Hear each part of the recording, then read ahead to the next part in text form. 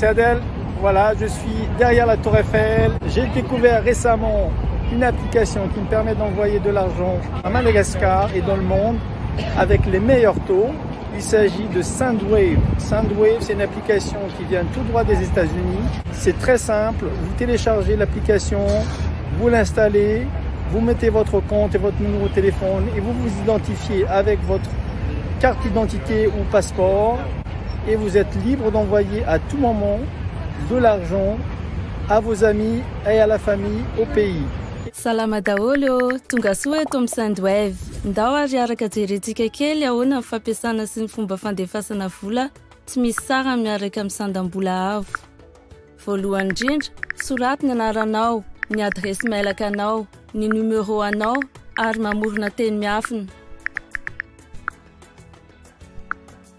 Manarak'izany, amarino ny comptenao amin'ny alalan'ny teny miafina izay nalefanay any amin'ny SMS na amin'ny mailaka anao. Avy eo, tsindrio ny sary kely etsy ambony amin'ny sisiny ankavanan'ny findainao ary ampidirao ny code promo mba ahazahoanao lela vola fanampiny amin'izay vola voalohany alefanao.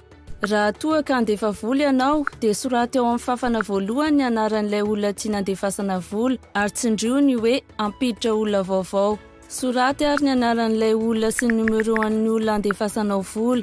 Afaka mandefa vola amin'ny olona rehetra manana compte Orange Money sy Airtel Money ianao. Tsindrio ny soratra handefa vola ary ampidiro manaraka eo ny lela vola izay tianao alefa. Tafiditra avy hatrany anatin'izay vola alefa ity ilay vola fanampy nomeny Sendwave rehefa mandefa vola voalohany ianao.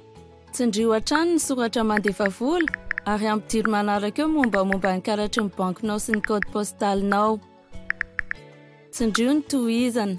Ankehitriny, ampidiro ny adresy facturanao. Raha tonga amin'izao endrika izao ianao, dia mety hisy fampilazana fanamarina no tonga. Aza manahy, tsy misy atahorana nefa izany. Raha tojo amin'izay fampilazana izany ianao dia alaivo saraingana ny kara-panondronao ary ampidiro ao amin'ny application Sendwave. Fa mety ho pejin'ny visa ny pasportinao na ny karatra fahazoan-dalana mily fiara nefa izany. Tsindrio ny soratra mandefa ary farany, ekeo ny fangatahana ny andefany volanao. Ho tonga afaka fotoana fohy any amin'ny olona nandefasanao azy ny vola. Andramo ampiasaina ary ny Sendwave manomboka androany.